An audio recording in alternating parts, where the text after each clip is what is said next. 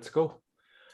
All right, guys. So welcome to Watches and People episode 3. And this time we have, I'm not sure, is it the same on the screen that you're recording? But yeah, somewhere here, you can see Casey, aka the Watchdog, aka Casey from Casey and John, aka founder or member of the Matic blog. Don't say founder, I'll get in trouble. I'll get in serious trouble from our founder who's a lawyer. Hi, Marco. What about one of the founding members? I'm actually not even one of the founding members. So how many founding members are there, first of all? Oof, that's a tough question. The Matic blog actually started in 2015 when I wasn't even a part of the watch scene. Right. Or in the very early days of the watch scene. And I mean me being in the watch scene. And Marshall actually started it in the UK with his friends. Oh, okay. So I had no part in the founding of this. I see. I think it was like 4 of them. I don't know if you guys know Max. He's at Respectable on Instagram. I don't think so. And then there's Amir, and then there's a couple other guys. I think we probably met some of them during the meetup. Probably, yeah. Yeah. And they were the founding members. I see. But I think, as they started working and stuff, they kind of stopped doing all this stuff. So that's when Marshall brought me in, and then shortly after, I think Vincent joined, and then John. So that's the 4 of us now. Yeah. Okay, probably more about that in a later part. Right? So Sure. I think maybe let's get to the very first stage of your watch journey. How did you get started? Wait, what brought you? Wristwatch check first, right? Sure. Let's do that. Let's do wristwatch check. Quick one. Yep. We'll start with Casey, of course. Oh, I'm wearing a watch that I'm not allowed to talk about. All right. Oh. Which we will talk about somehow. We'll find a way. All I can mention is that it's a Nodus and Matic collab part 2. Do we need to blur it out for the YouTube or? It's fine. I mean, it's just a teaser. If you can vaguely see it, it's fine. He's using the cheap ass app, so So I'm going to put it right there. You can't see it anyway. Automatic sense. Intended. All right. Yeah, I had everything for a yourself? reason. I'm actually rocking the Sub 33, which is also it's not focusing, but it's also it's also a piece that Casey has convinced me to buy back then. And no regrets, of course. Yeah, prices increase. Yeah. Investment piece. All right, shall I go next? All right, I'm wearing the Zenith Defy skeleton. Nice. Right, rumored to be discontinued by this month. So if you That's guys are quick. really keen about this and prefer this over the Skyline, get it now. Here. That is quick. Right. It's only been out for a bit, right? Yeah. Since 2018, I believe, if I'm not That's mistaken. not long. Yeah. Woody, you're on mute, by the way. Yep. Yes. Well, I'll go next. I've got the Spring Drive White Birch on my wrist. We'll talk more about it sometime later. This one was very soon because it was just out this year, right? Stories to tell for that, but loving the watch at the moment. Renee. Awesome.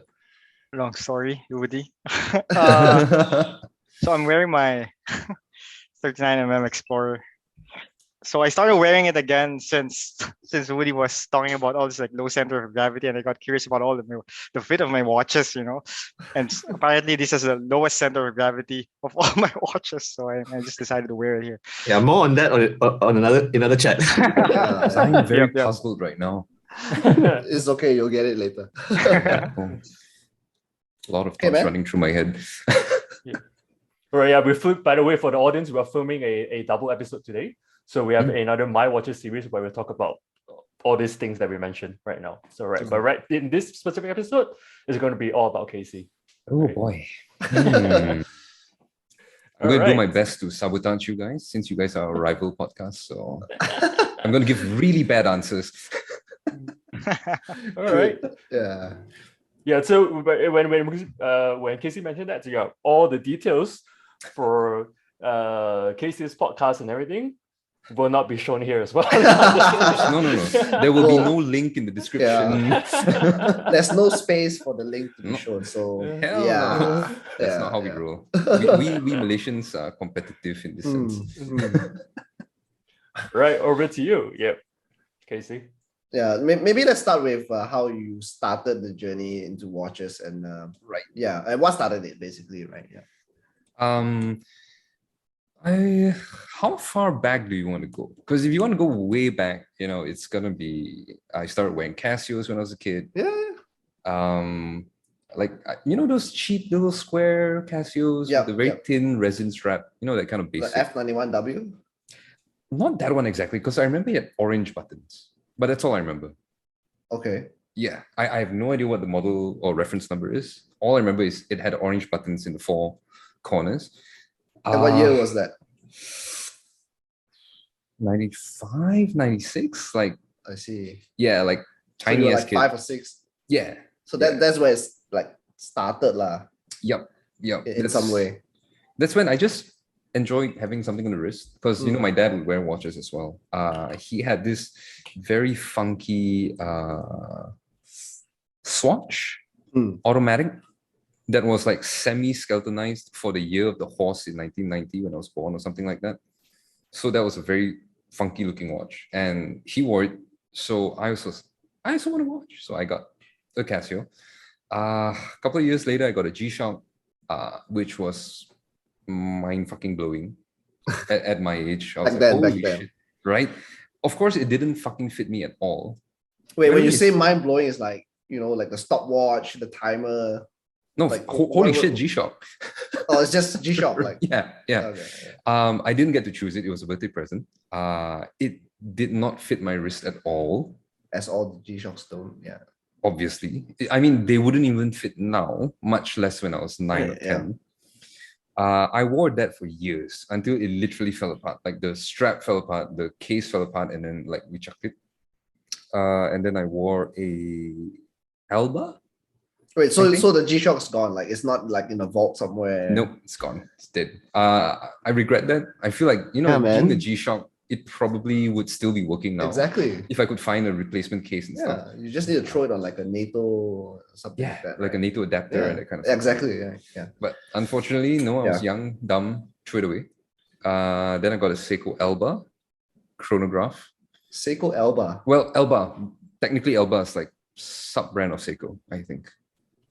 So, yeah. Is it a mechanical watch? No, it was a quartz. Oh, okay. Or in Casey and Jonas style, it's a sorry, I can't say it. It offends me. It's not mechanical. Okay. Oh, I just googled it. It looks pretty cool. It's like has a bit of a like a Jonghans type of design aesthetic to it. A little bit. I actually have it somewhere, but since I moved, I have no idea where it is right now. But it's somewhere in some box somewhere. So that was that. And then basically where it really started, where I got into real watches, which, by real watches, I mean, not cool. Well, Casio and G-Shock are real watches as well. No, I have to be elitist. Yeah. That's why we're different podcasts. That's why, exactly. Okay. That's all beneath me now. Like, ew. Right. Yeah. Speaking of which, I have my Seiko quartz chronograph right here.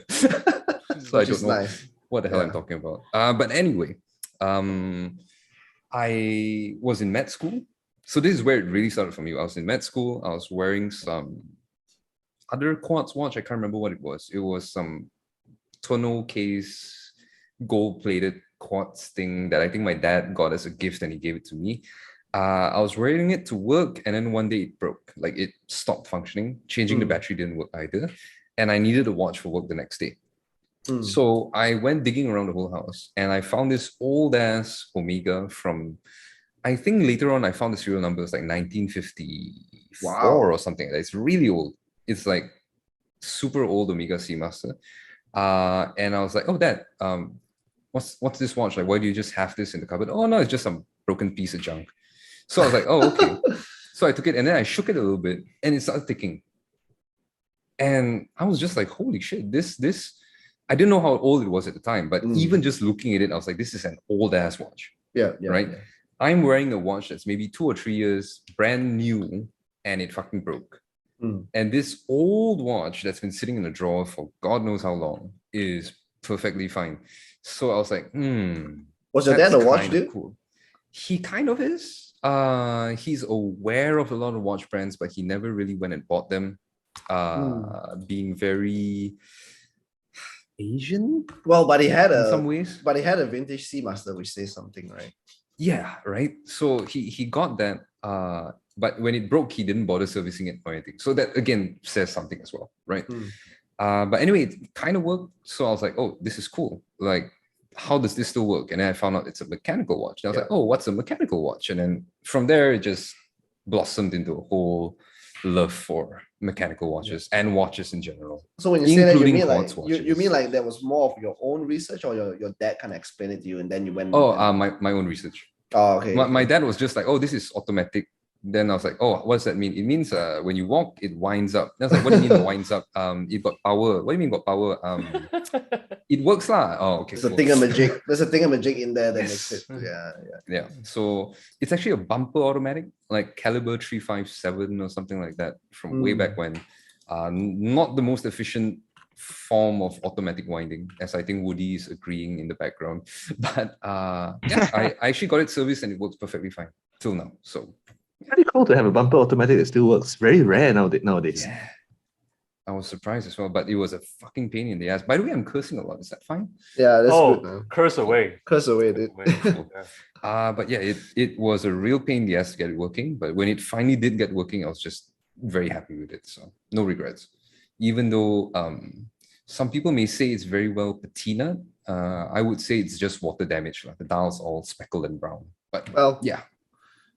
I'm sure you still have it now and you still wear it, right? My dad wears it.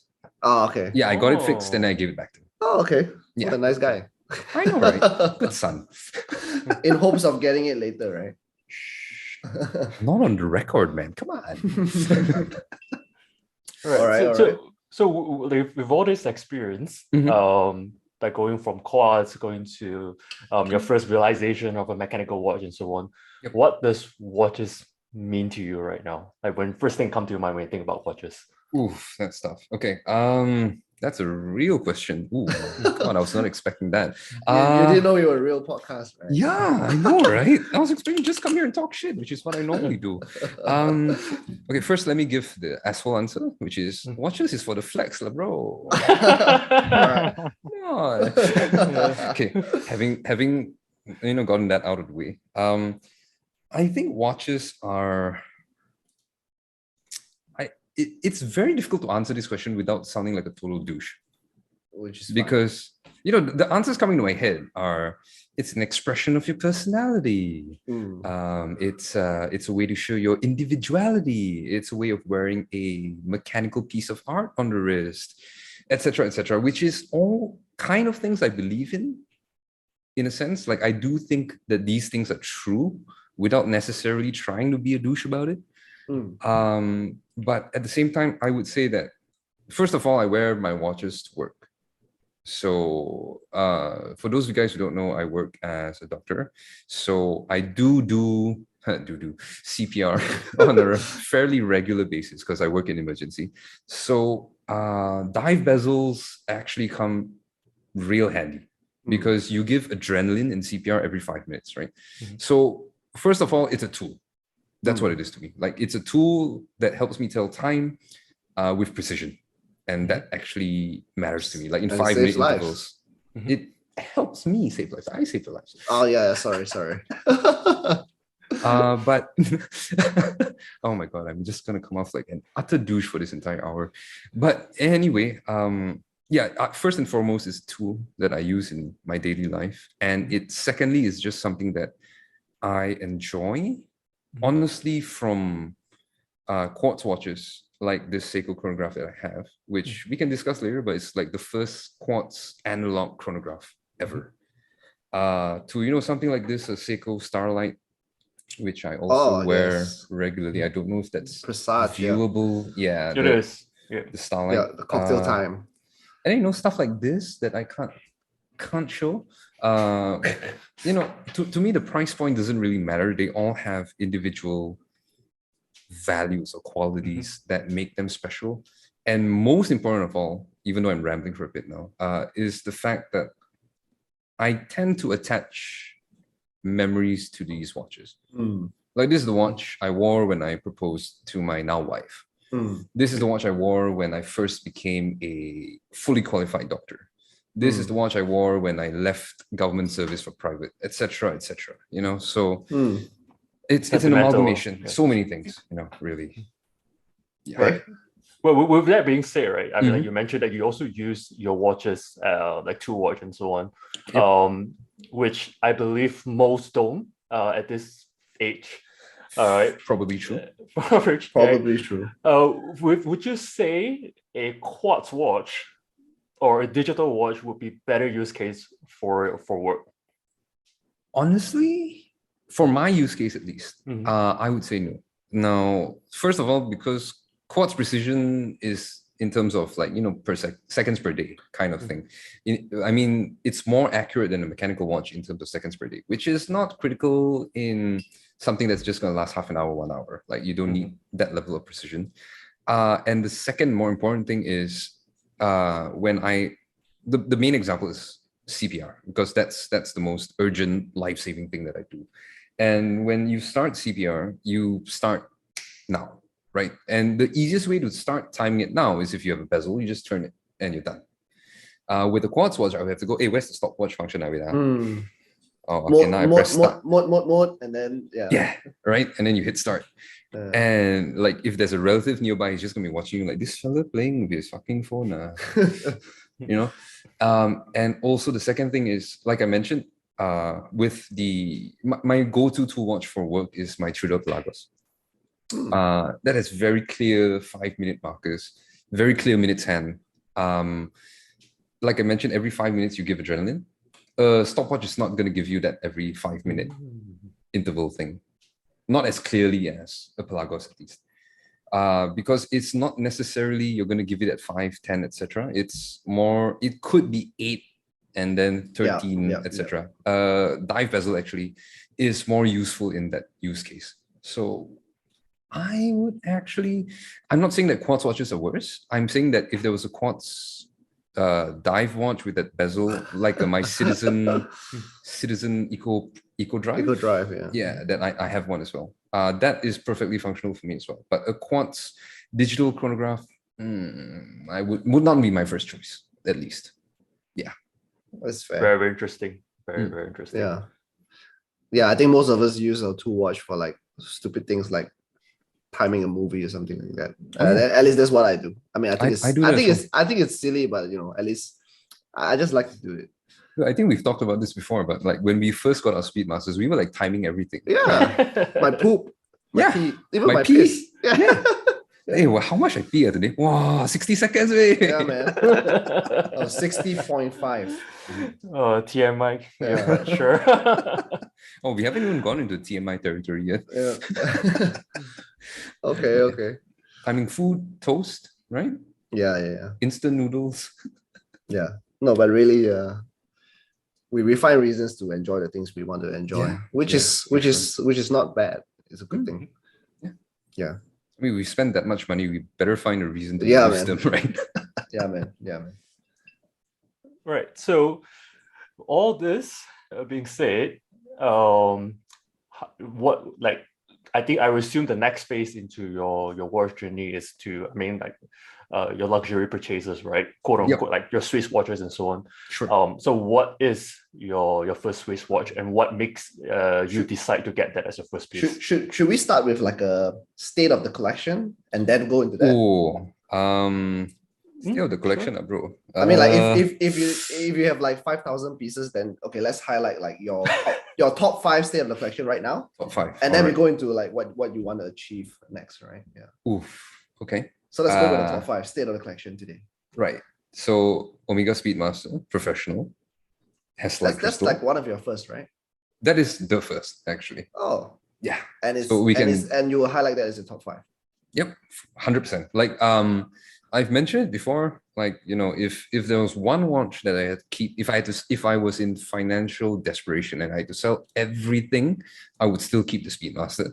Like if I had kids and they were starving, I'd be like, shut the fuck up. Daddy's not selling this watch. I'm just gonna time how long you fucking whine and then... Correct. And then that's how long you're gonna get punished for. Yeah.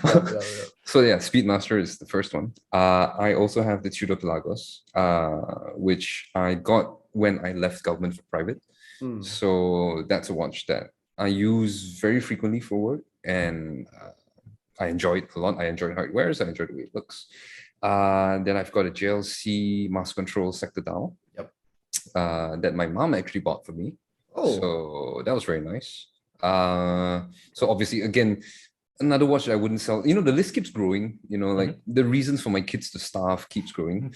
That's number 3. After that, it kind of gets tough because the Notice Evermatic, the first Avalon that we worked with the Matic, is obviously a very significant watch for me. So that's one watch that I wouldn't sell as well. With a story behind it as well. Yeah. Like literally behind it. Yeah, literally. Yeah, we can talk about that later. Yes, we can. Then, you know, it becomes a lot of things like this Seiko Starlight, which I fucking love. The Seiko chronograph, which I think is super cool. And then this watch that I can't talk about is obviously going to join the list soon. So basically, you've never let anything go. Is that fair to say? That I've let 2 watches go. And both of them were to friends. They were both Seiko 6139 chronographs, which I sold to my friends at a very good price. So technically, they haven't paid me back yet, but I was like, kind of like, you know, if it's going to family, then it's fine. But yeah, other than that, I genuinely, as I've mentioned, I tend to attach memories to these watches. And when I look at them, then I kind of like, wow, I want to sell, man. Like, yeah, I feel bad. So I end up keeping. I'm a hoarder. I don't flip at all, basically. Yeah. Good man. If you want to keep listing out, I've got an Elgin, which is an American watch from 1940 something or early 50s, late 40s that I keep. I've got a very old Swiss chronograph with a Valjoux 170 movement inside, I think. Is it Valjoux? No, not Valjoux. I can't remember. Some old movement. Not a Venus number, actually. Venus, yes, Venus 170. Thank you. The one with the chronograph subdials at 12 and 6. Yeah. Is it 170? I don't remember. I think so, but we'll have to check. But the 3-digit starts with 1, doesn't sound like Valjoux. But yeah, exactly right. I was like, something's wrong, but it's starting with a V. So. Yeah. Then I've got the Dress KX, which I love. Yeah. Well, a lot. Yeah. Cannot list out all. I get in trouble. All right, yeah. So let's start with the Speedmaster, man. Like, sure. I mean, that's the top of your list. Like, what makes you so attached to it? I mean, like, and just for context for you guys, Casey is one of the guys that got me into watches as well. And my first luxury piece was also a Speedmaster Hasselite, and Casey kind of like pretty much pushed me over the edge, and I kind of pushed James over the edge, and here we are. So in other words, Renee who was helping me push. Yeah. So and so happened it's also the first luxury watch of mine. So it's almost like a common trait here. Nice. Renee, was it your first as well? Yeah. It was the first luxury watch. So all of us has the Speedmaster is the first. Except Tim. Yeah, Tim's not. And that's why he's not here. Yeah. Welcome, Tim. Okay, so yeah, something in common here. So okay, so yeah, Casey, let us know like what makes you so attached to this piece? I think we'll start with the first thing. What makes you want to purchase it the first place? Okay, it's a combination of factors. So obviously I had an early love for Omega, thanks to the 60-year-old Omega that kept on ticking. So that was a huge reason for me to want an Omega. And then the reason why I wanted the Speedmaster was, firstly, I thought it looked cool. I always enjoyed chronographs as a kid. I just thought they looked so fancy with all their little details inside. They look so complex. So I always thought that was cool. And the most important reason is because I'm a huge nerd. And I love the Apollo space program, the Gemini space program, all, the whole space race, the Cold War, all that kind of stuff. And the Speedmaster, was the watch. At that time, I didn't know that it was, it went through all those tests versus the Rolex and Hamilton. I want to say, I can't remember. But yeah, I remember looking at those, all those details and being like, oh shit, that's a super cool watch. And then I finished my housemanship or internship for our international audience. And I was gonna be a fully qualified resident or medical officer. And that's when I decided, you know what, I'm gonna try and look at what the prices are like. And then one of my friends, I don't know if you remember Denisa. Yeah. From SU, right? Yeah. So her dad actually had a contact with one of the watch ADs, and they gave me a ridiculously good price. And I was like, you know what? I'm in. And that's when I got it. Yeah. Which year was that, Casey? 2016. 2016. This is the big box one. Yes. Yeah. Big box. Huge box. I still have it. 2016. Huge ass Not too box. far from you guys, right? Yeah. How you got it? Oh, I thought, 2017? yeah. 2018, I think. Oh, 17. So yeah, very close also. Yeah. Nice. Mine is for 2014, which is the 3570.50, which is a small box. Very Mine small. was the big box. Yeah, mine was the big box. With the astronaut strap that it's so practical. Yes. You know, Yes. I mean, it's Velcro, very practical if you're wearing the COVID suit. Yeah, or if you're wearing it around your ankle for whatever reason. Moonwalk, right? When you It's a do hell of an moonwalk. anklet, man. Yeah. How are you going to tell time? Like, just, oh. I don't have that kind of flexibility. But yeah, so that was the Speedmaster. That was the reason why I wanted to get the Moonwatch in Hasselite specifically. Origin story. But I'm just curious, Casey. Yeah. During that time, were you like reading about like Hodinkee or watching Hodinkee or any online I was article? I was. But my main source at the time was the forum. So Watch You Seek. What you see. Oh. And then Omega forums. Mm. And then most importantly, was, oh my god. What? Okay, I'm sure Woody's gonna screw me again for not remembering this. Chuck Maddox, right? I think that's right. You're on mute. Yeah. Okay. Yeah, I think that's the right. crazy Speedmaster enthusiast who had like he was a reference upon himself until he passed away. But his website and the amount of details that were there were definitely a huge pushing factor. Because being a nerd, being able to read about all that stuff is just insane. So yeah, those three were the main sources. At the time, I didn't really have any friends who were into watches, so I didn't really know anyone. Yeah. Luckily, you said the part without watches. So Yeah, with I watches. still have friends, a few. But yeah, that's how I ended up making that purchase pretty much on my own. I don't think I was really influenced by anyone in my life at that point. All right. So Hasselite versus Sapphire. What made you decide that? Which one went to the moon? Yeah. Okay. So I guess it's the same for like me. Easy. But also, But we have a convert here. okay, the other reasons were firstly, I like the warmth of Hasselite. I just felt it definitely. looks a lot. The distortion and the clarity looks a lot different. And also I noticed the Sapphire one kind of has a milky ring on the perimeter, which I couldn't unsee. So Yeah. that's Though what I apparently the latest version is not as prominent as they've kind of fixed the geometry. Yeah.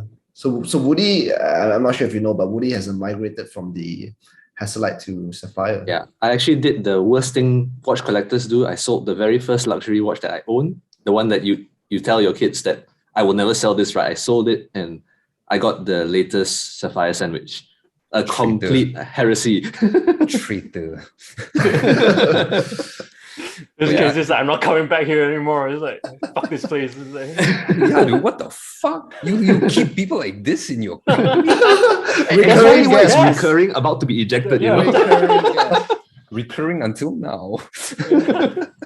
But dude, like you were mentioning, the first watch is the one that you pass to your kids or you tell your kids that you won't sell. My first watch, the Speedmaster is a watch I plan to be buried with. Like, not even my kids get to touch that. Fuck you. If I'm getting cremated, burn it with me. Like, no. Oh, wow. Shit. Okay. No. Nah. Okay, I'm just saying it like I'll probably give it away. Who knows? For me, I will pass it to my kid if they're a legit watch enthusiast. So they need to pass a test first. You gotta slap Oh, If wow. not, they're going to some other person, a stranger or somebody. that appreciate it. Yeah. They need to pass a Stranger test things. set by Woody. Oh Yeah. yeah. So Woody's gonna do the test. Woody has Can to be set done. the exam questions and Can be mark it. done. There'll be an MCQ and an essay section. A presentation. Oh yeah. Yes. Okay, so Anyway, we got the origin story. So the reason why you can't let it go, is it purely just based on the origin story or there's more to it? Like the reason why I can't let go of it now? Like reason why it's top one now. It's number one in the Right. list. It's just the number of memories I've had with it since then. You know, ups and downs, you know, breakups, makeups, proposals, so many things are tied into that watch now. And when I look at that watch, I think about all those things. Yeah. And I think about all the shit that I've gone through, as well as the good times. And you know, I'm just like, this is a part of me now. As cliched as it is to say, that's what it feels like to me. Yeah.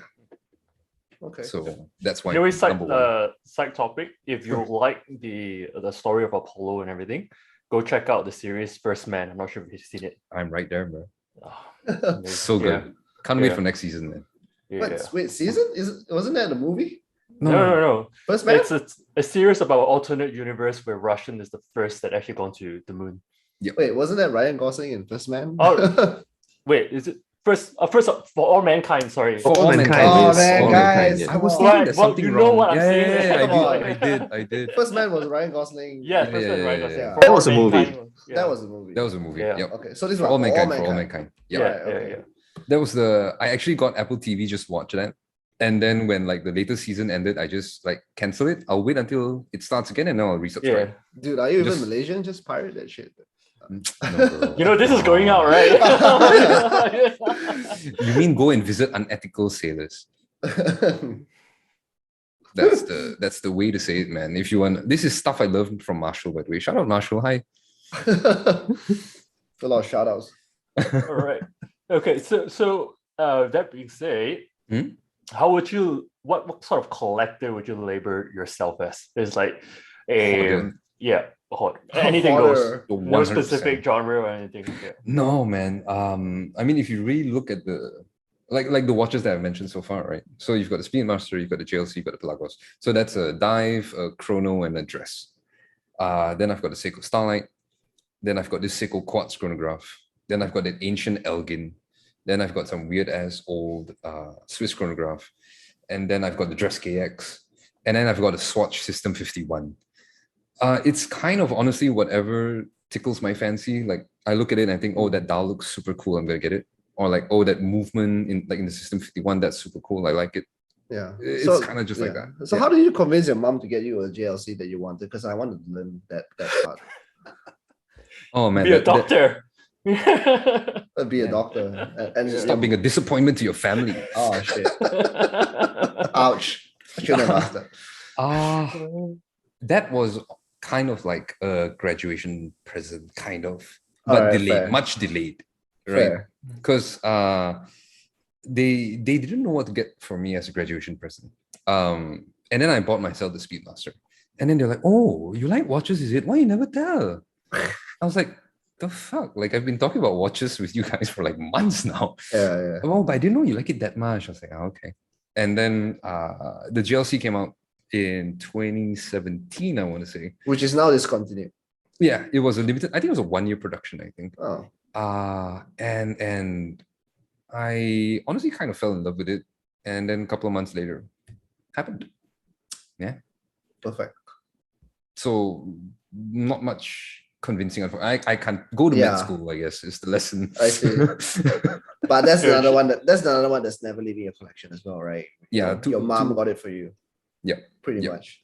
It's generally the watch I wear whenever I go visit my parents. Mm. Yeah. Just to make sure, like, oh, you're still wearing the watch I gave you. Oh, okay, good. Good. Gotta be careful, man. Yeah. Fair enough. So what's in the pipeline right now that you're looking for? Oof, honestly, I've kind of stopped. At least for big purchases, right? Because Really? yeah, dude, I got firstly, COVID is kicking us all in the ass. I don't know about you guys, but COVID is kicking me in the ass because I'm getting way more patients, but a lot of them are, end up going to GH because our hospital here in SP doesn't take COVID patients, right? So I've ended up having a lot of volume, but not much in terms of revenue, if that makes sense. So yeah, that's been a huge kick in the bum. Oh, I didn't know your doctors were based on like volume. Oh, it kind of, Like, yeah. It pretty much is? is. Okay. So Yeah, you have get a a base, consultation you have a fee and base, stuff and like that. then That's add-on right. on top. Okay, I Exactly. didn't know that. Exactly. And then there was that. Then there was also, the wedding, and then renovating the house. So By the way, the furnishing wedding is house. the reason to get a new watch. By the way, not the other way around. I did. That's where this watch I can't show came about. Yeah. But yeah, so that this whole thing happened, and then I'm just kind of like, you know what? I'm taking a fucking break. I'm gonna rebuild. There are things I'm looking at. I never stop looking, but not in the near future. I would say the closest in the near future would probably be a Lange Saxonia with the Aventurin dial. That would be the next if I had a choice. Very nice. That's a very nice piece. Yeah. I love that watch. I freaking love that watch. Yeah. So if money wasn't an option, and you get to choose 3 watches right now that you cannot sell, what would it be? Oh, that is tough. Cannot sell, tough lah. Yeah. Like easy only Submariner, Daytona. There's a caveat. Yeah. Damn it. Patek Tiffany, sell and then buy 10 more watches. That is tough. Would these watches, can I gift these watches? Or you can, but you just lose it. I mean, yeah, right. I guess, Patek Calatrava for my dad, because I was planning to get that for his 70th birthday. That's wow. On the record now. Hopefully my dad doesn't listen to this. It's supposed to be a surprise. Kind of fucked it over. Then the other one, the Lange Saxonia in Aventurin dial. I think that's just a beautiful watch, regardless of anything else. What else would I get? Honestly, I don't know. Probably. Probably either a GLC Master. Is it a Master Geographic True Seconds? Is it Master the True Seconds? Yeah. Yeah. The Geographic True Seconds.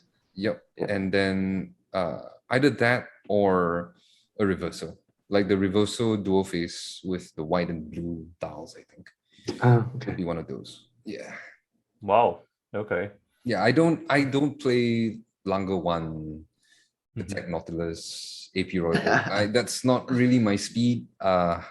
I don't know. I like watches that other people don't like, or not don't like, but other people don't lust over. I guess. Well, the more hype there is about a watch, the less I like it.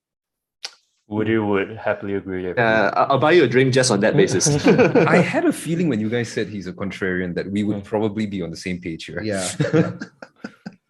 Cool. So yeah, there are no Rolexes, Royal Oaks, Nautili on the horizon for me. Like, not even interested, honestly. Very cool. Very cool. All right. Then, with that being said, you talk about all the hype watches and so on, and ever since COVID, especially, shit has been hyped up as fuck, insane. Right? Yeah. What are your thoughts about that? How these changes the watch were? Yeah. Well, maybe first of all, and after that, maybe talk about how it affects you as well, right? So, what do you think it affects the community, and then you on a personal level? How it affects the community. So this is something that I think John and I have discussed multiple times on our rival podcast, Which will not be advertised here. No, absolutely not. Which you definitely won't find if you just search the name Casey and John. I genuinely hate this phenomenon because I believe that the only end result is watches going to the hands of people who aren't actually watch enthusiasts. Watches are ending up in the hands of people who are investors, who are, people out to make a profit, flippers, etc., etc. And I don't think that's healthy. I feel like it's a bubble, though I can't be sure about that. I don't know. I genuinely hate it.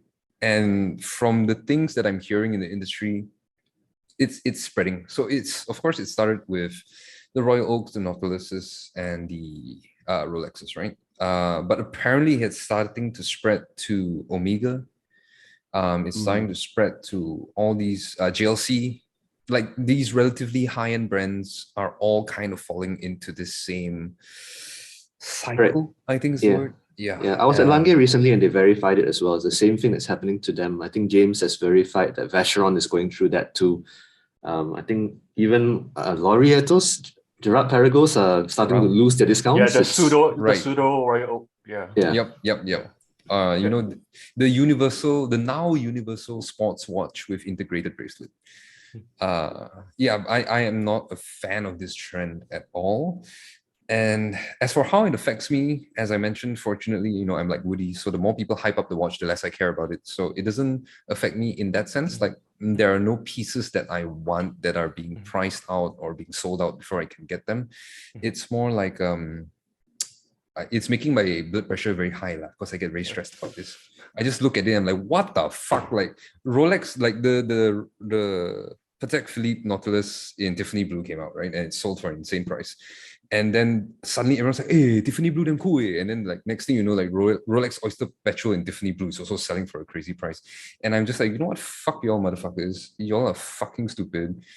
Fuck off. And it just makes me so fucking pissed. That's a lot of fucks. That's how it affects me. Like that's how angry I get at it. I'm like, have some taste of your own, man. Like what the fuck? Right, so I think we on our podcast we talk about it many times already, and we sort of created a term for it. We call it as the snap, right? Rolex for Thanos, right? It causes all these chain reactions that come onto it, and then I think there's a section as well where we spoke about what are the other side of the view. Is this potentially benefiting, say, micro brands and so on that actually true watch enthusiasts, quote unquote, are actually going to those micro brands because they sort of give up on Rolex and so on already. So what do you think that this actually sort of benefits those small independent watchmakers? I think it does. Like you mentioned, you know, like people looking at people who are being priced out of these watches are expanding their horizons because they have to look for other options, right? They do want to watch. They can't find a watch because, you know, they're being put. I recently read somewhere that personally heard as well. I think I have a screenshot to prove it, that someone was told that if they wanted to be on a wait list for, I can't remember which Rolex, it was a 10 or 20-year wait list. That's what he was told. Now they can fuck right off. They were told by the furniture store. Yes. And so you know, people are looking at micro brands and stuff, but I think the problem still exists because micro brands are also getting pulled into this. So obviously not all micro brands, but you know, stuff like Kurono by Hajime Asaoka, and then Ming, all these people are also getting hyped up, and then people are paying inflated prices, getting flipped. So it feels like as people from Rolex or whatever move to independent brands as so-called true watch enthusiasts, those people seeking profits are like, oh, people want this, so they're following. Do you think it's just artificial shortage or true shortage? For Rolex or? Yeah, Rolex. Artificial shortage, 110%. Maybe given the demand right now, maybe not as artificial as it used to be, but definitely very significantly artificial. But I go and say it's artificial, not caused by Rolex. There's a difference here. Right? Artificial meaning it's moving somewhere. It's just not where it needs to be anymore. Meaning the production is still the same. It's just moving into grey sellers straight away, right? So there's no way to get, very little chance to get it at the way it's supposed to be gotten. So, but at the same time, Rolex knows this is happening and they don't really do anything. So no, they don't. I think they're culpable as well. Yes, I completely agree. Yeah, for sure. With that, so we talk about this as well. Like what potential solutions that Rolex can provide for this? Because we thought of like maybe putting NFTs to track which watch are going to grey and so on, and it's actually quite a difficult problem to solve. It is. Which is why I think Rolex is kind of, I don't have any solutions. I'm going to come out and say that because first of all, Rolex, if you're looking at me for suggestions, you've got fucking huge problems. You should be coming up with this. And that's why you're holding a whiskey bottle as well. Yeah, dude, like I'm getting stressed out just talking about this. But I think Rolex has looked at the problem and they've decided it's not fucking worth it to try and go through and verify and go through all this hassle. So we're just going to let things be. And I don't know what the solution is. I don't know if NFTs and all that, because I feel like making life more difficult for the end consumer is not a good. Drive the price higher, is it? Yeah, you know, and I just feel like it's the way the market is. That is capitalism, right? The market decides, and the market has decided that this is the way. So who are we to step in and be a big brother and control things? I'll just sit here and bitch about it. That's all I'll do. Right. So for that, it's like, I think it happens, it's not only in the watch industry, anything that is in heavily demand, you have someone that's trying to flip it, right? Which I don't actually blame them, because they are just trying to make a buck out of it. But I think my issues with like this problem is that things are not allocated fairly, where things are being dealt backdoor and so on. I think for things like, if you say there's a wait list of 2 years and it's actually verified, there is 200 people in the list, you just have to wait for 2 years because that's just the amount they produce. I'm personally okay with it because we can't do anything about it. I would agree. But if I don't stand a fair chance and gray dealers are getting 20 submariners every month, that's where the problem is. You know? I think in that sense, like the one way for Rolex to deal with that is to really look at what the source of the leaks are. You know, the authorized distributors, whatever, leaking this out to the gray dealers, probably getting a share of the profits, etc. You have to find a way to trace it. It can't be that hard to trace it, right? You know what serial numbers go to which shops. And you know what's very ironic, in fact, in a day of where YouTube knows exactly what you like to watch, and Rolex as a brand doesn't want to know who their customers are. It's just puzzling that, and I think to the point of where you made that they are also culpable, right? It's not the most difficult solution in the world to just know who your customers are. So if, for example, if a Woody is buying 10 Submariners, something is wrong, right? He can't be changing his mind every month and saying like, I liked it for a month and I'm selling it off the next month and then buying another one. So, and that's the only practical fix I can think of, is just knowing who your customers are. And that's it. That's good enough, because you're basically going to be able to find who's stockpiling stuff they shouldn't, right? And that's it. Because you'll still eventually get to the people they should be getting to in the end. And penalizing the ADs who are allowing this to happen as well.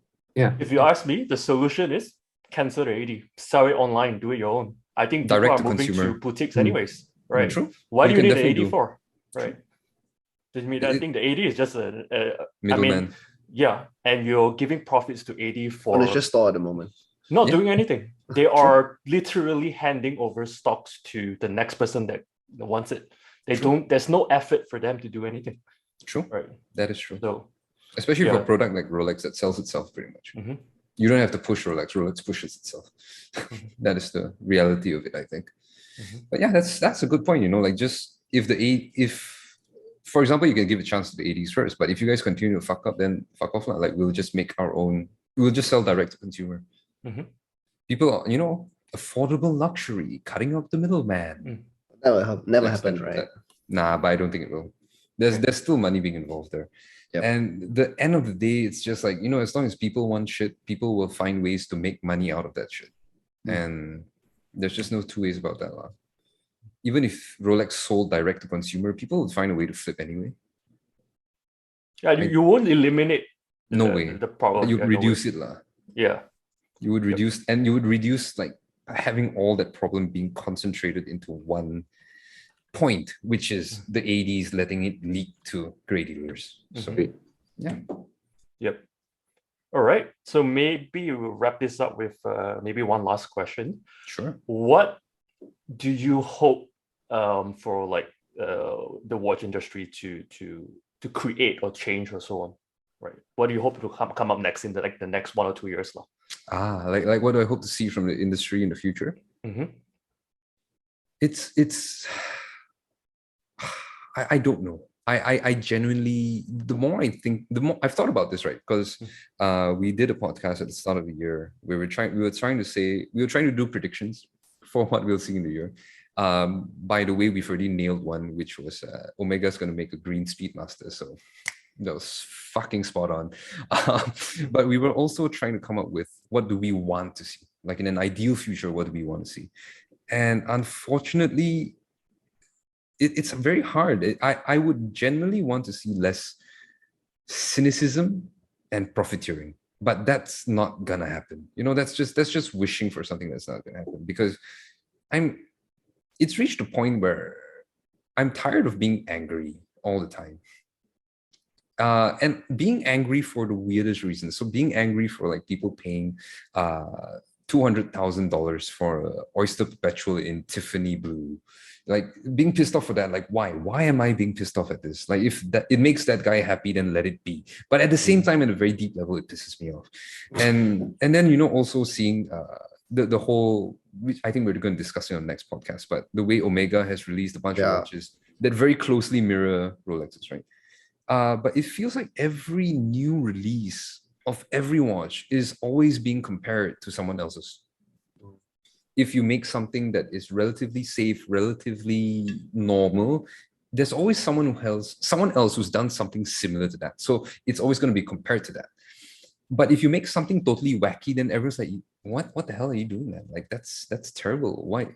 Don't make weird stuff. Just stick to what you know. But when you stick to what you know, you get screwed for sticking to what you know. So I want to see this hobby being happy again. I want to be happy again in this hobby. I want to stop being an angry old man. Okay. Yeah. Does that make sense for what I want for the future of the industry? I want the industry to make me less angry. Yeah. So it's more of what you want the community mindset to change, Yes, right? actually, Yeah. Actually, yes. And that includes myself, by the way. So let's close it off with your one advice for enthusiasts. One advice for enthusiasts out there. Okay. Especially newer ones, right? Who are still fresh to the hobby. Like what's your golden advice for them? Okay. It's a little bit long, but it's basically, first of all, when you see a watch that you want, do research. If you can, try it on. If you have a friend who has one, take it on loan. Spend as much time as you can. And once you've made up your mind, buy it and wear it, and don't let anyone else tell you otherwise. Don't let someone else telling you that this is a bad watch. This watch doesn't gain in value. This watch is not a rare watch. This watch is not a special watch. All of that doesn't matter. If you like the watch, you enjoy the watch, that's your watch. Buy it and wear it. Don't buy it and keep it in the safe. Don't buy it and keep it for special occasions. Buy it and wear the shit out of it, and just be happy that you have the watch that you want, regardless of what anyone else thinks. That is my advice to new watch collectors. Nice. Well, there you have it. Golden advice. Yeah. That's what I've learned over time as well. Like, fuck what people think. Yeah. Yeah. You do you, man. That's right. Yeah. All right. Haters gonna hate, so fuck it. Yeah, man.